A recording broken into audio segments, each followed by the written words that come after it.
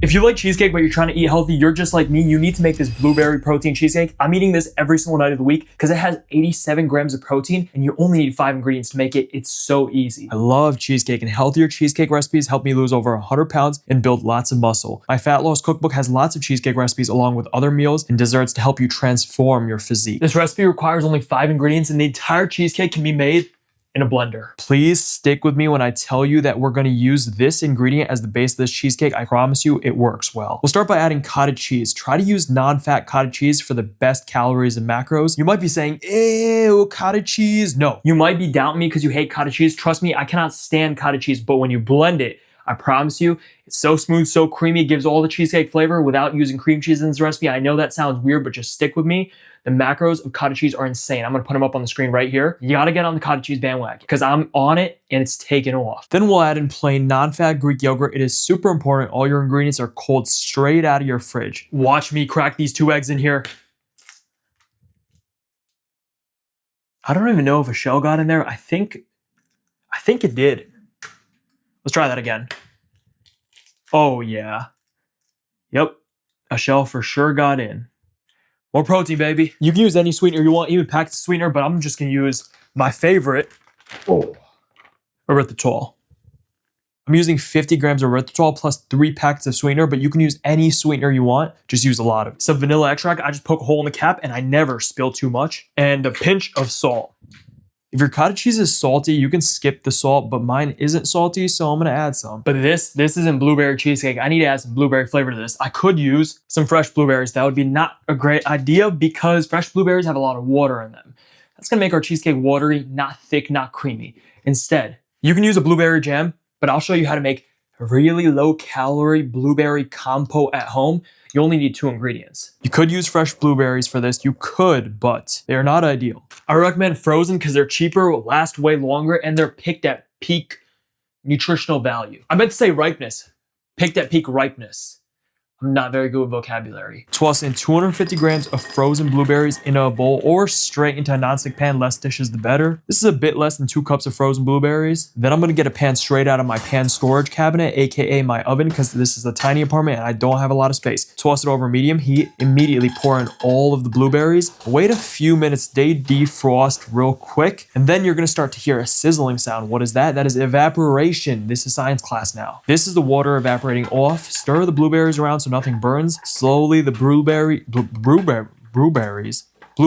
will release their juices and the juices will pool up in the pan. See those juices simmering? This is what you want. We'll let this simmer for like 3 to 4 more minutes, stirring occasionally until they're looking super juicy, softened like this. Now to thicken these up, we're gonna use some féculio de maíz, aka cornstarch. We'll take 1 tablespoon or 8 grams of cornstarch and add it to a small bowl, and then we'll add in 3 tablespoons of room temperature or cold water, but please not hot water. Please not hot water. Mix this up to form a cornstarch slurry. When you add hot water, this would get hard as shit, so that's not good. That's why you need cold or room temperature water. Keep this far away from the heat until you're ready to use. When your blueberries are looking very soft and juicy, add in your cornstarch slurry and mix immediately. Stir now, stir fast. You can even pour this in with one hand while stirring with the other hand. You want to stir quickly because if you don't, part of your mixture is going to be so thick and goopy because the cornstarch is going to thicken immediately when it heats up. So stir. This is the texture you want. You slide your spoon underneath, you grab it, and it should slowly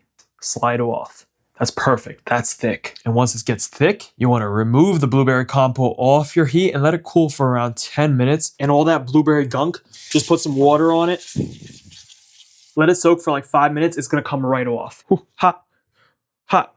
Oh, I want to show you that. Oh, hot. Oh, okay, I can't do it. This is the perfect thick jammy consistency you want. Add 1/3 of this mixture in your blender to give the cheesecake batter all the blueberry flavor it needs, and then lid on and blend. We really want to blend this as little as possible. We don't want to overblend, so stop the blender as soon as this looks combined. You might need to give it a little shake around in the middle to get the ingredients unstuck and blended. Look guys, I bought a 6-inch springform pan for you. Literally for you, because this is giving me so much body dysmorphia. Why is there glue?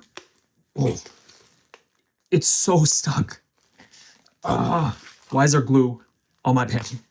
Let me show you my parchment hack. I got unbleached parchment paper because it matches my skin. Put this inside and close Now you take this. Wait, let me show you what happens if you use it regularly. You put it in, it pops out. Not good. So you make a ball like this. Oh. And now you go to place it down. And look, it actually stays down. Pour your batter right into the parchment paper, fill it up. This is gonna be a thick cheesecake. My oven is preheated to 350 degrees Fahrenheit, and I'm gonna pop in a pan because it's a little trick I do. Cheesecake goes in 50 to 70 minutes. Makes it easier to remove the cheesecake later on because grabbing a hot springform pan is horrible. While this bakes, go get my fat loss cookbook because so many people have been reaching their fitness goals eating delicious recipes. If you have a sweet tooth like me, my cookbook will crush that sweet tooth in a very healthy way. 50 minutes in, the cheesecake looks a little too wobbly and liquidy, so I'm gonna let it go for 20 more minutes, and then 70 minutes in. It's jiggly, but the edges have set. This is perfect. Let this cool until room temperature for a couple hours, then wrap with plastic wrap and refrigerate overnight to let it firm up nicely. It's the next day, and the cheesecake has cooled. Look how thick this bad boy is. Damn, that is looking thicker than a BBL in Miami. Let's top this off with the remaining 2/3 of our blueberry compote, spreading a layer over the top of the cheesecake. And then I'm gonna crush a small piece of graham cracker into crumbs. Add these crumbs over the top of the cheesecake to give us a nice crunchy texture without all the calories of a graham cracker crust, because damn, those things are super high calories. 100 calories for a tiny sliver of graham cracker crust, and I could literally eat the entire pie crust. Too high calorie, not worth it. This is thick, packed with blueberry flavor, and has 87 grams of protein for under 800 calories. 1/3 of this cheesecake has 250 calories and 30 grams of protein, and 1/3 of this cheesecake is a fat slice. Insane macros. Cheers, bro. Cheers.